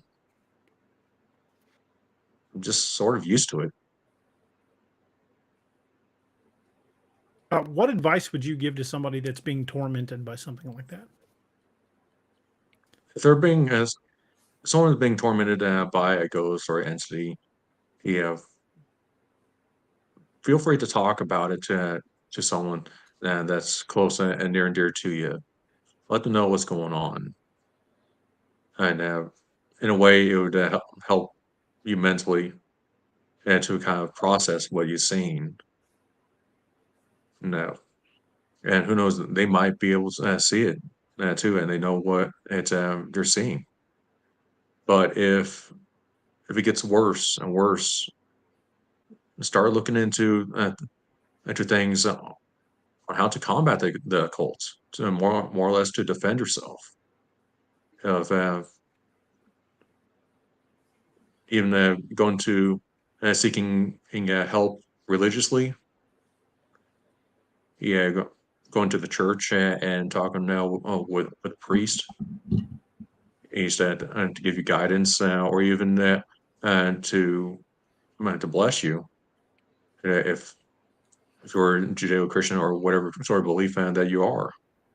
A lot of So, times yeah. you mention stuff like this to people, they think you're insane. Well, as days go by, more and more people are being more open to the paranormal.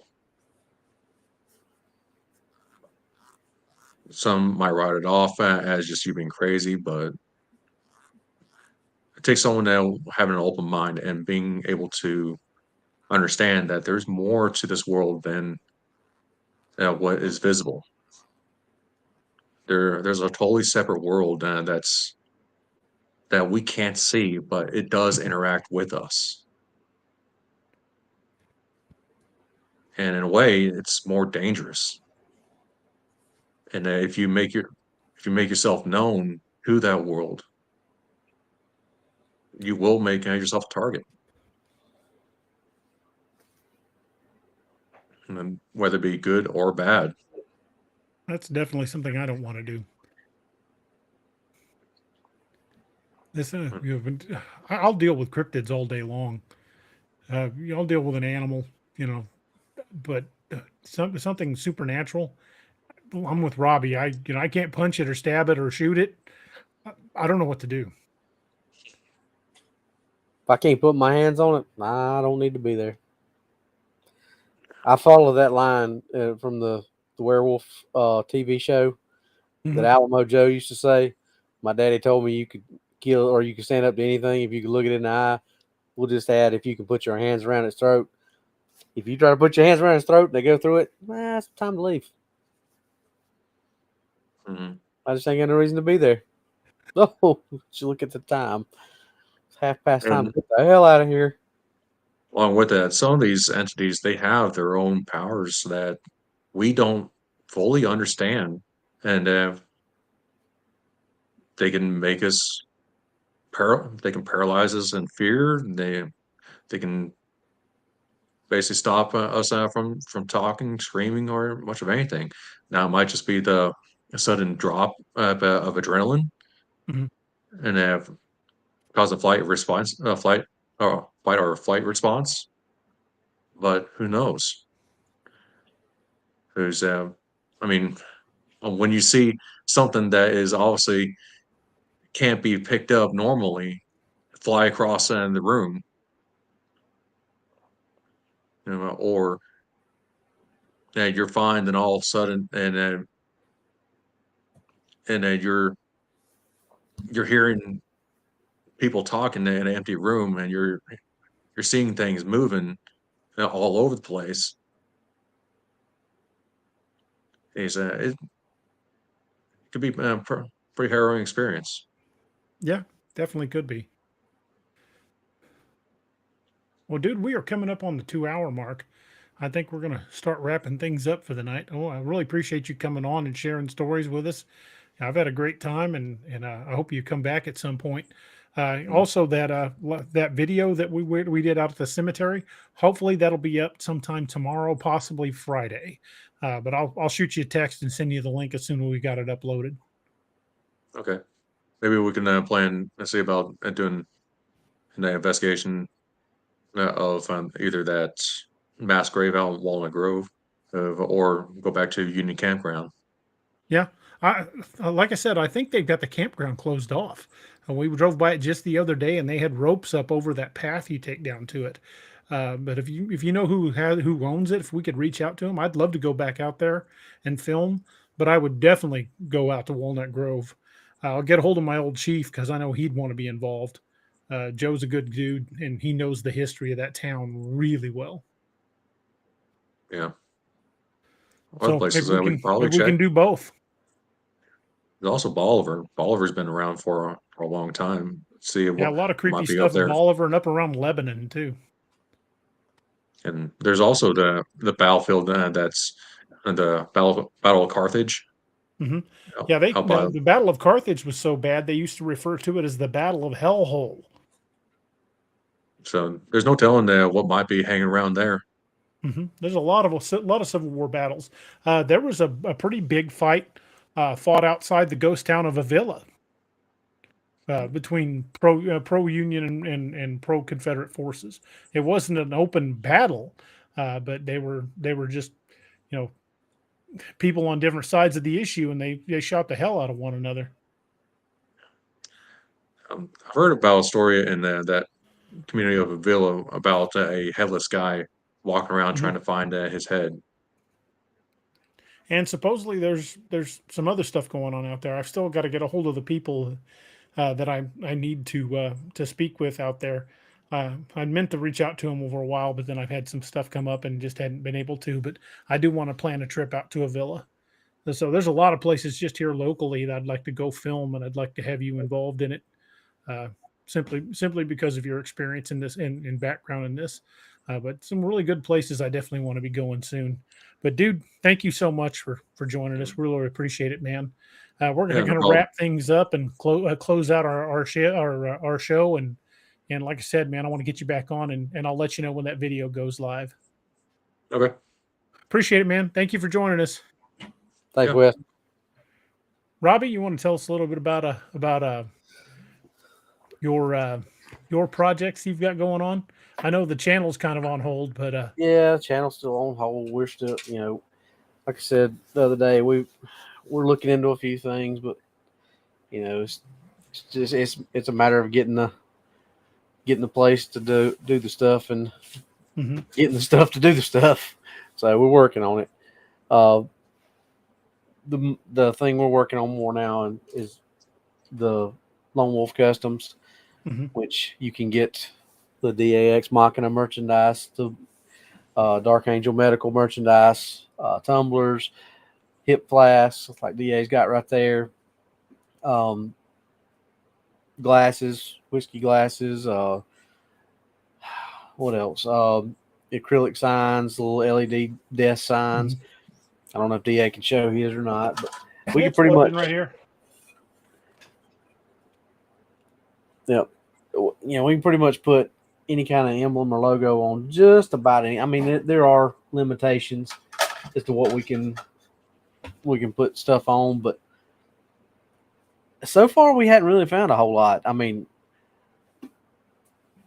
we're the newest thing that DA and I are talking about now is we're starting to work on do some of the mirror signs. If you've seen with the backlit mirror signs, we're gonna do some of those with the Wild Hunt emblem, and maybe some Steve's Pub and Grub might be coming out for some of those signs.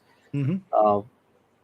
Just like I said, we got ideas, Tombs. If you'll put it up, anybody that's got any ideas on things that they want or things they want, and it doesn't just have to be our stuff here. I mean, if you got your own logo for something that you won't put on something, we can do that too. Just shoot me or DA1 an email. Tombs will put that up in a minute when he gets a chance. With my email, most of y'all already got DA's email. So if you got something you want done, shoot us an email. We'll be glad to sit down and figure something out for you. So Absolutely. And one of the things that we always mention on the show, and as we're wrapping things up, I always mention the 22 a day foundation. We lose 22 veterans a day to veteran suicide, and that is 22 too many. So if you've got a friend or family member who's a veteran, either active duty or no longer connected to service, or if you know anybody that's a first responder, these folks, they deal with some horrific things throughout their careers. Reach out to your first responder friends, reach out to your veteran friends, let them know you're thinking about them, because 22 a day is entirely too many. And let's get that number down to zero. Uh, that's why we're proud supporter. We support the 22 a day foundation and the Valhalla project, because those are direct veterans charities that go to help end veteran suicide. Um, Again, if you know anybody that's a first responder in any capacity, be that from security to corrections to working the road as a cop to EMTs, medical personnel, the firefighters, you know, yeah, any capacity in first responders, they see horrific things. Um, so maybe they had to pull a family out of a burning car. Maybe they've seen horrific murders, but these folks see horrible things in the course of their job, and it weighs on these people, weighs on all of us that have worn a uniform. So Simply just again, talking helps. exactly. Just having somebody that's willing to listen.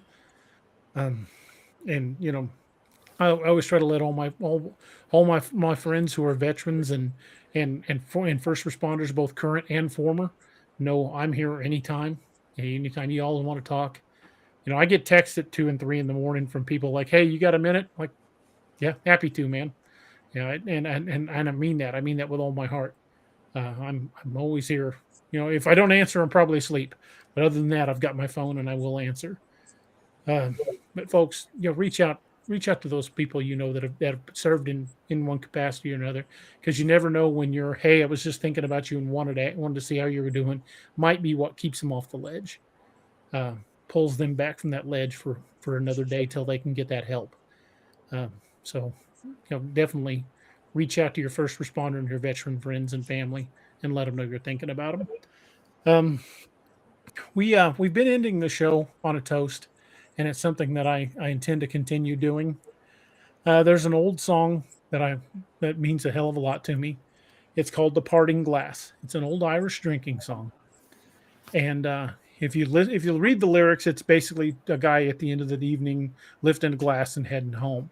But if you read between the lines and you listen to what the song's really talking about, it's lifting a glass for those who can't anymore. It's remembering those folks that have gone before. It's saying goodbye to those that you've lost along the way. And I know right now Doc's in a world of pain because he lost his father-in-law, and his wife Angie's hurting pretty bad because she lost her dad. And Robbie just lost his cousin, and a couple weeks ago we buried my Aunt Violet. And we've all gone through some pretty rough losses here recently.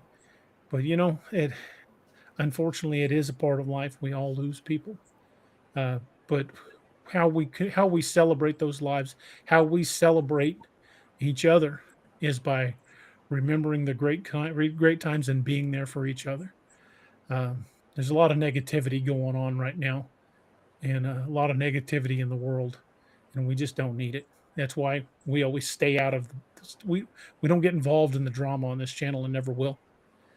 But we do lift a glass to those who deserve it, and to the men and women who've served this country and this nation in any capacity, be that law enforcement, as a veteran. If you've helped keep us free and keep us safe, we lift a glass to you. And we lift a glass for Doc's father-in-law and Robbie's cousin, and another one for my Aunt Violet, and any of you out there who are going through things that you needed as well.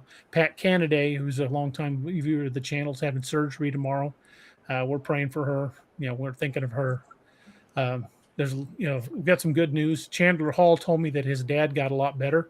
His dad's improving. So folks, that really helped out, you guys keeping them in your prayers as well. And I was happy to hear that. Chandler, I'm really happy your dad's doing better.